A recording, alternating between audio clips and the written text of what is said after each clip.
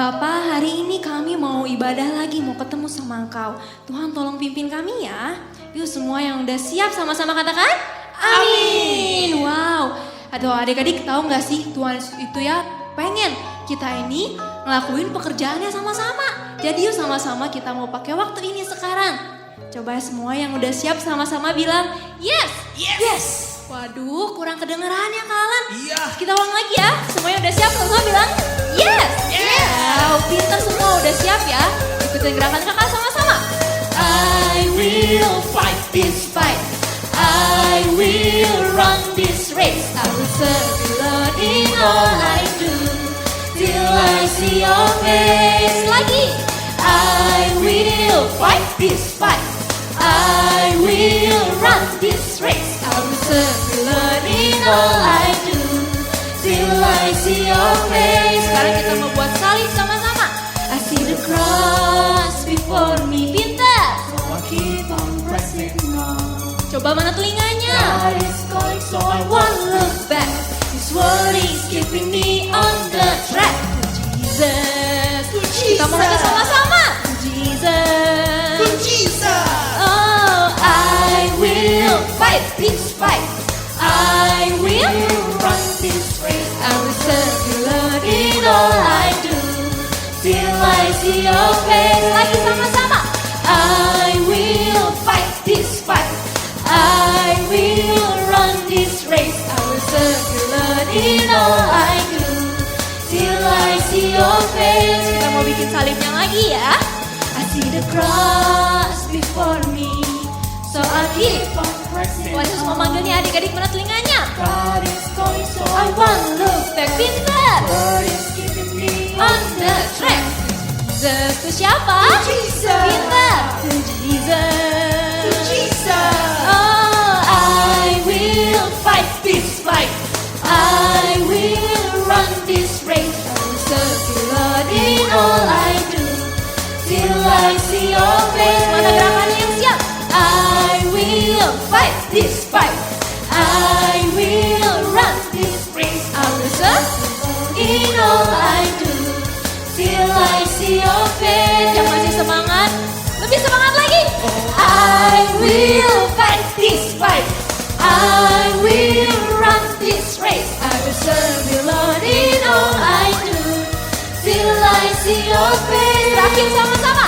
I will fight this fight. I will run this race. I will serve you Lord In all I do till I see your face. Till I see your face. Till I see. Till I see your face. Till I see your face. Wow, beri tepuk tangan buat Tuhan Yesus sama-sama. Wow, good job buat kalian semua yang terus semangat memuliakan Tuhan. Keren. Semakin hari kita harus makin bertumbuh ya kan? Dan hari ini sebelum kita masuk ya It's Time to Grow ini, kita mau sama-sama bersyukur adik-adik. Kenapa? Karena sepanjang hari kita selalu ada penyertaan Tuhan, selalu ada pemeliharaan Tuhan, selalu ada kebaikan Tuhan. Yuk tutup matamu, kita mau sama-sama bersyukur. Terima kasih Tuhan buat segalanya. Ayo bilang dari mulutmu. Terima kasih Tuhan. Terima kasih Engkau baik Tuhan. Banyak yang Kau perbuat di dalam hidupku. Ayo bilang dari mulutmu. Rancangan indahmu terjadi di hidupku. Panggil dia Bapa. Bapa yang mengerti segala yang ku perlu. Kasih-Mu sempurna, nyata dalam hidupku. Katakan ku bersyukur. Ku bersyukur Bapa. Ayo keluarin suaramu. Ku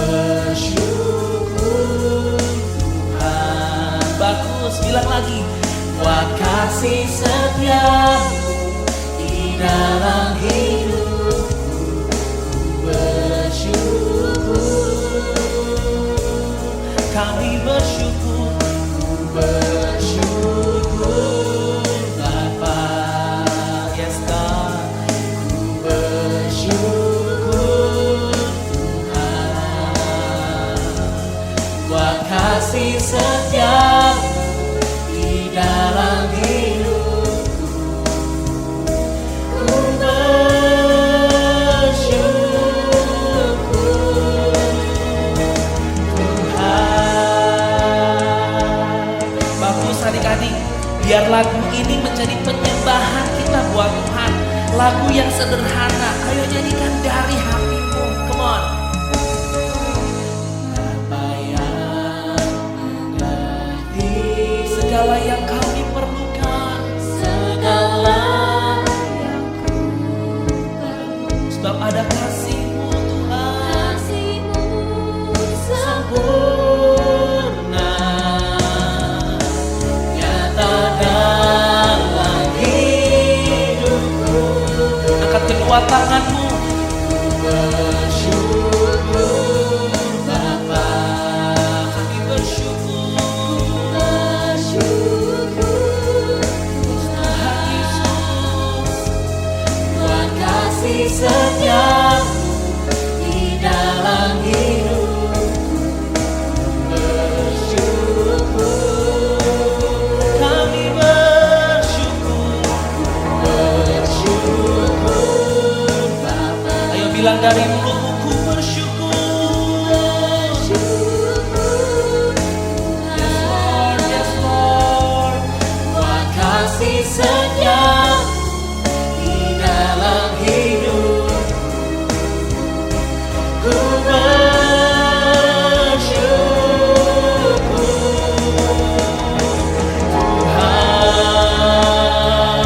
Tuhan. Terima kasih Yesus. Ayo sama-sama bersyukur, bilang terima kasih Tuhan. Engkau baik dan sangat baik bagiku. Ayo bilang lebih sungguh, bersyukur Bapa. kami bersyukur. Bersyukur buat kasih setiamu di dalam hidupku, bersyukur, Angkat tanganmu, ku bersyukur. bersyukur Bapa. Ku bersyukur Tuhan, buat kasih setiamu di dalam hidupku, ku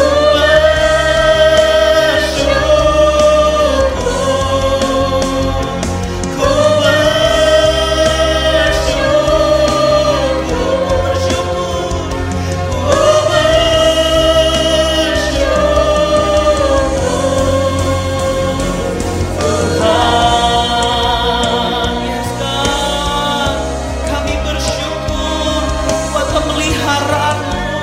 Saat ini kami mau terus bertumbuh di dalam-Mu Tuhan. Perlengkapi kami lewat firman-Mu. Kami siap dalam nama Tuhan Yesus. Amin. Hai kids, lihat nih kakak punya apa? Apel. Ternyata tadi waktu kakak makan apel ini, kakak nemuin biji-biji apel. Kakak kumpulin deh. Nah, biji-biji apel ini ternyata inilah yang disebut dengan benih apel. Yang luar biasanya, walaupun benih ini kecil, dia dapat menumbuhkan lebih banyak buah apel. Dari benih satu apel aja bisa jadi satu pohon loh adik-adik. Wah, banyak banget ya apelnya. Hebat banget loh si benih ini. Tapi benih ini nggak bisa loh, dia tumbuh sendiri. Dia butuh tempat untuk dia bisa tumbuh. Di mana ya? Ada yang tahu? Ya, di tanah. Ternyata benih dan tanah itu Tuhan pakai loh di Alkitab sebagai satu perumpamaan.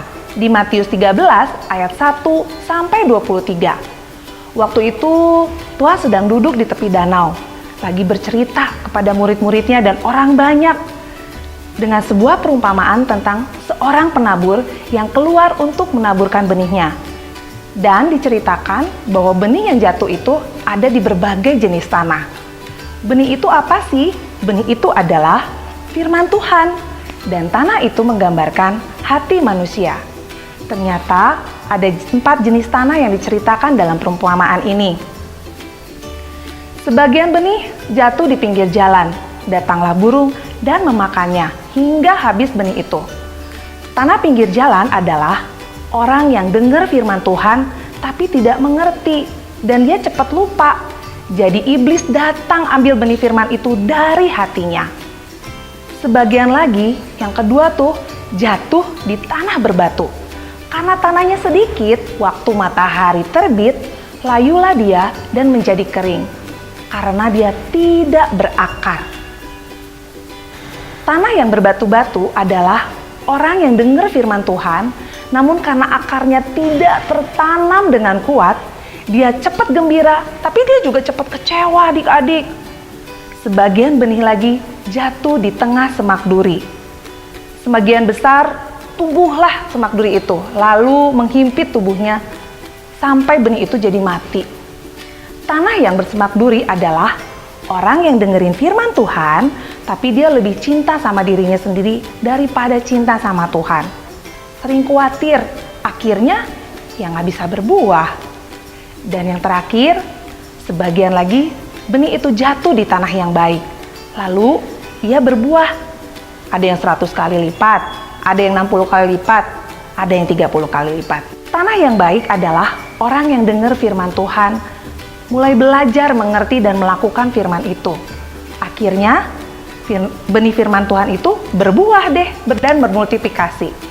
Dari cerita ini ternyata benih yang sama kalau jatuh di tanah yang berbeda, hasilnya pasti berbeda juga. Contohnya nih, waktu kita saat ini nih, kita lagi ibadah online, kita semua dapetin benih yang sama loh, firman Tuhannya sama. Tapi mungkin tanah atau hati kitanya beda-beda adik-adik. Mungkin ada adik-adik yang udah denger tapi nggak ngerti, terus cepet lupa. Ada juga yang denger firman Tuhan, seneng banget. Tapi waktu doanya mulai nggak dijawab sama Tuhan, mulai kecewa sama Tuhan. Tapi Tuhan mau kita semuanya punya hati seperti tanah yang baik. Kita dengar firman Tuhan dan mulai belajar melakukan firman Tuhan itu. Sampai akhirnya firman itu akan berbuah dan menjadi berkat di hidup kita. Nah adik-adik, kalau kamu nggak ngerti firman Tuhan, kamu bisa tanya kakak sekolah minggu atau sama papa mama kamu di rumah, supaya kamu mulai mengerti dan mulai melakukan firman Tuhan. Apa sih ciri-ciri tanah yang baik? Tanah yang baik tidak menyimpan batu-batu kerikil ataupun semak duri di dalam hatinya. Hati yang baik itu tidak menyimpan amarah, tidak iri hati, tidak sombong, tidak khawatir. Hati yang baik hanya senang melakukan apa yang Tuhan suka, dilihat ataupun tidak dilihat oleh orang. Tuhan lihat, bisa tetap mempunyai hati yang baik, kita perlu berlatih, dilatih setiap hari, dilatih setiap saat. Gimana caranya ya? Jangan lupa berdoa, minta pertolongan Roh Kudus untuk menuntun kita setiap saat. Jagalah hatimu dengan segala kewaspadaan, karena dari situlah terpancar kehidupan. Itu adalah benih yang kakak dapat, di mana benih itu waktu nempel di hati kita, dia akan berubah, bertumbuh kuat, dan berbuah-buah. Kok bisa ya? Benih yang kelihatan kecil kayak gini, gak berarti apa-apa. Seperti benda mati adik-adik. Tapi kalau dia tinggal di dalam tanah yang baik, yang tepat, benih ini tiba-tiba akan hidup. Dan dia akan tumbuh dan berbuah. Sama kayak firman Tuhan. Firman Tuhan adalah benih yang super power, yang punya kuasa yang hebat di hidup kita. Kamu tahu nggak? Kelihatannya ini juga nggak ada arti apa-apa buat adik-adik.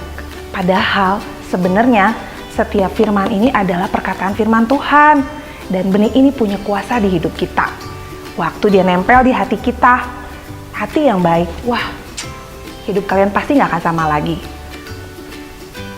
Benih yang bertumbuh udah nggak akan pernah sama lagi dengan bentuk aslinya.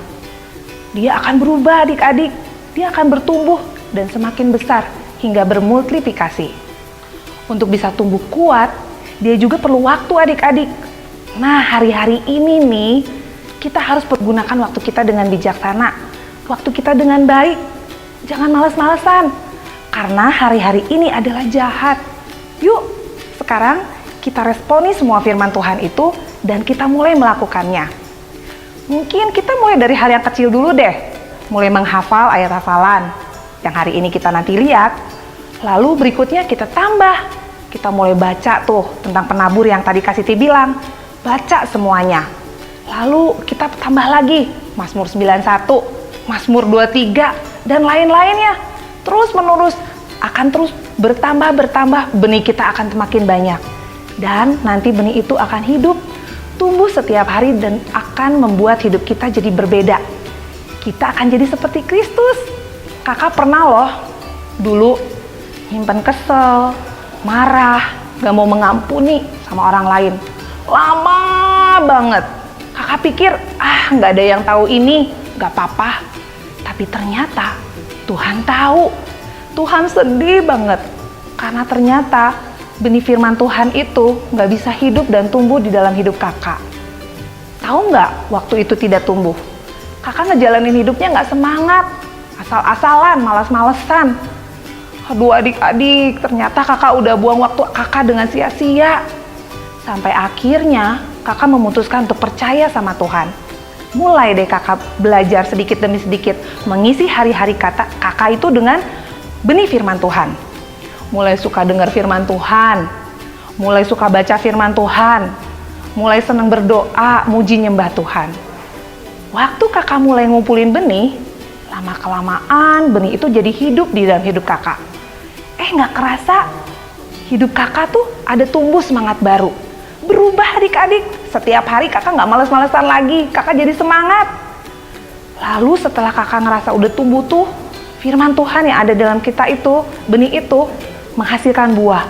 Buah dalam hidup kakak tuh, sekarang kakak jadi nggak pernah tuh marah-marah, jarang banget. Gampang banget buat mengampuni.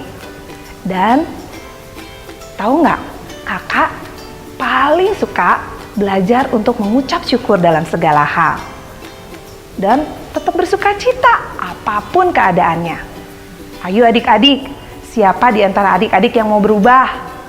Kamu tahu nggak yang bikin perubahan dan pertumbuhan itu adalah Tuhan sendiri lewat benihnya. Yuk kita pakai waktu kita dengan baik. Ada yang mau berubah dan mau lebih sungguh-sungguh sama Tuhan? Hari ini kakak mau ajak adik-adik untuk angkat tangan adik-adik di rumah. Ayo jangan ada lagi yang main-main. Karena hari ini kita mau sungguh-sungguh sama Tuhan. Biar Tuhan Yesus tuh ubahin hati kita, hidup kita menjadi seperti yang Tuhan mau.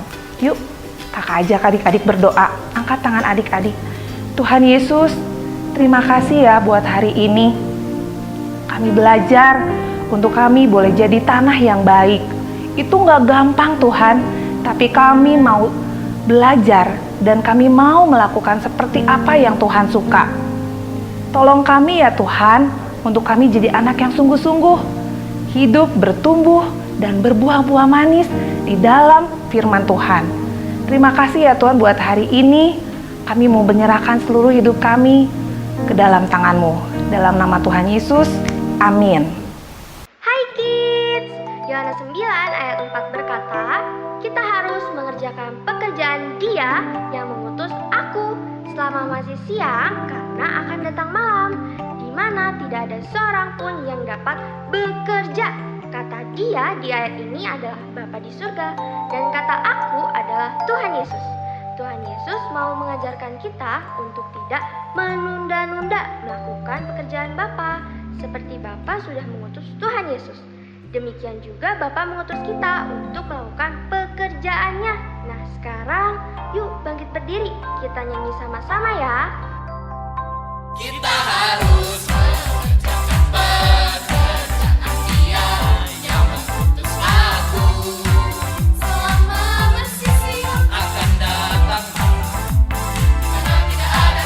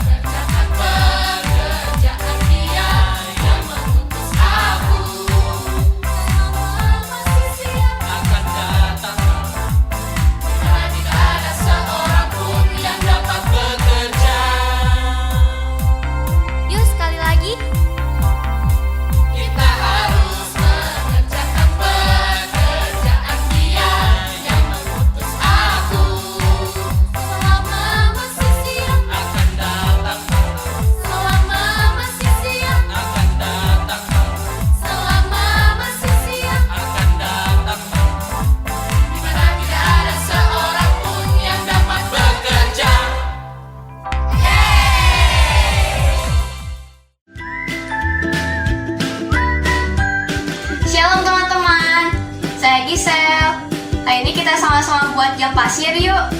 Alat dan bahannya: 2 buah botol bekas, 1 buah plastik mika, gunting,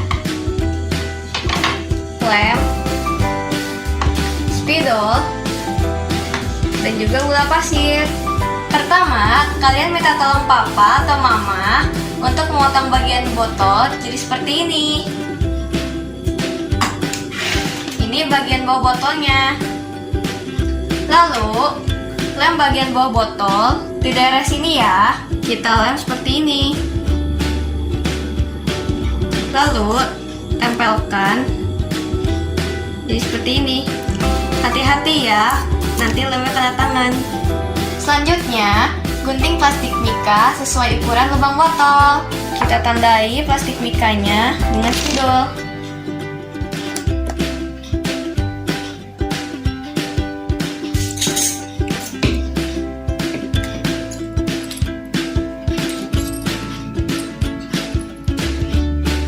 Setelah digunting seperti ini, lubangi bagian tengah mika untuk jalan keluar gula pasirnya. Caranya, lipat menjadi 4 bagian.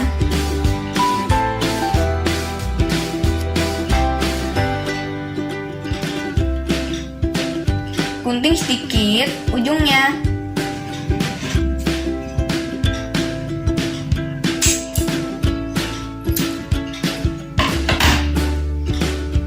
Seperti ini.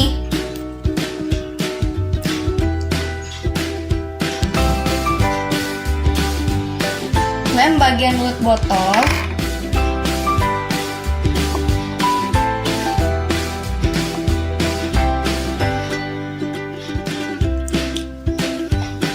Lalu tempel mikanya.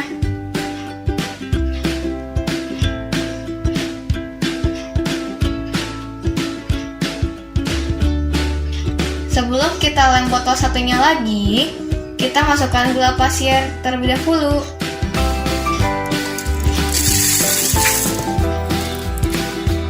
Setelah selesai, kita lem mulut botolnya.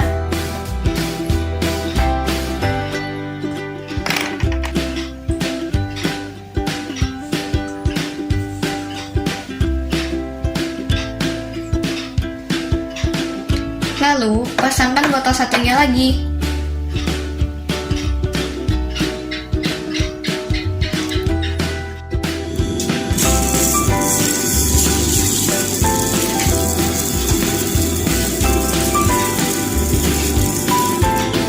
Waktu sangat berharga. Waktu adalah anugerah dari Tuhan. Saat kita masih terbangun di pagi hari, kita harus bersyukur. Dan kita tidak boleh sia-siakan kesempatan dari Tuhan Yesus. Yuk kita hidup setiap hari dengan iman, harapan, dan bagikan kasih. Dan jangan lupa untuk selalu sertakan Mazmur 90 ayat 12 sebagai doa kita. Tuhan Yesus, ajarlah kami menghitung hari-hari kami sedemikian, sehingga kami beroleh hati yang bijaksana.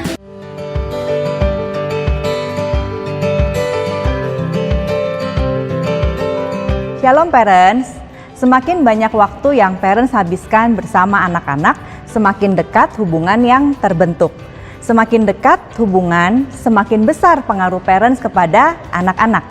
Yesus sangat tahu prinsip ini dan menghabiskan waktu bersama dengan murid-muridnya. Yesus memilih 12 rasul untuk menjadi rekan dekatnya, sehingga ia dapat mempengaruhi kehidupan mereka. Yesus memahami bahwa untuk mempunyai pengaruh yang maksimal, dia harus menghabiskan waktu baik secara kuantitas dan kualitas dengan murid-muridnya. Maka dari itu kita perlu hati-hati dengan ungkapan, yang penting kualitasnya daripada kuantitasnya. Kuantitas dan kualitas tidak harus saling menggantikan. Keduanya dapat berjalan seiring dan membuahkan hasil yang maksimal. Anak-anak mengeja kasih itu dengan waktu. Mereka akan mengerti bahwa kita mengasihi mereka dengan waktu yang kita berikan untuk mereka. Anak-anak dapat melihat bahwa kita menyediakan waktu untuk mereka atau tidak Apakah kita sepenuhnya hadir dan ada untuk mereka? Yang menjadi masalah adalah orang tua tidak mempunyai cukup waktu untuk anak-anaknya. Kita sering diperhadapkan pada pilihan menyelesaikan hal-hal mendesak daripada bersama dengan anak-anak. Ingatlah bahwa hal-hal yang mendesak akan selalu menjadi bagian dalam kehidupan kita, tetapi anak-anak kita tidak akan selalu berada di sana. Sadarkah parents bahwa Tuhan sedang memberikan waktu di masa pandemi ini untuk memperbaiki pola asuh yang kurang tepat di masa lalu? Ayo, kita mau memanfaatkan kesempatan kedua ini dengan memberikan excellent time bagi anak-anak.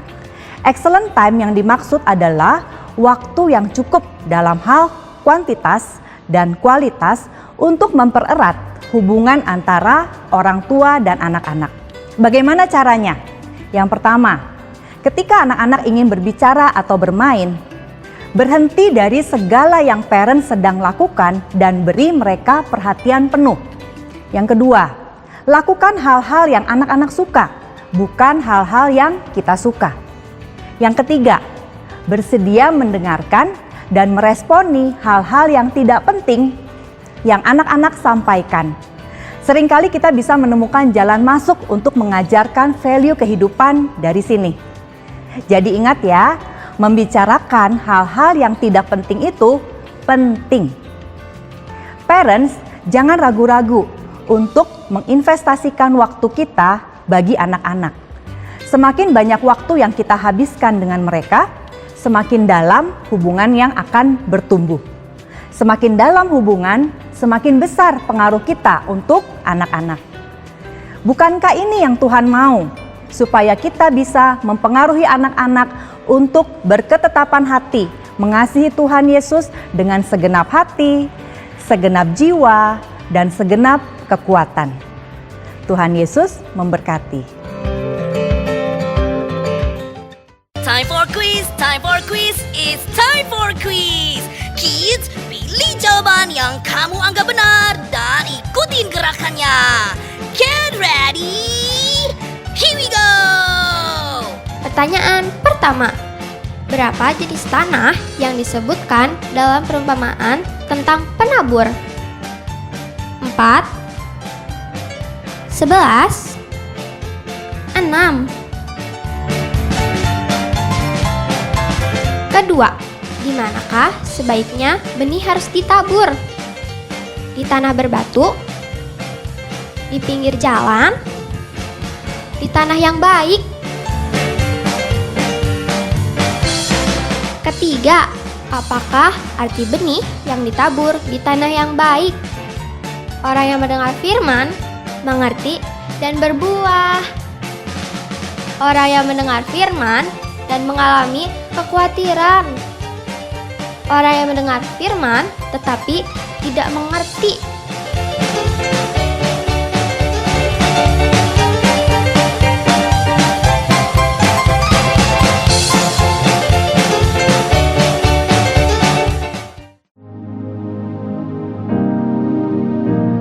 Tuhan Yesus, terima kasih karena Tuhan selalu menjaga kami dan memberkati kami.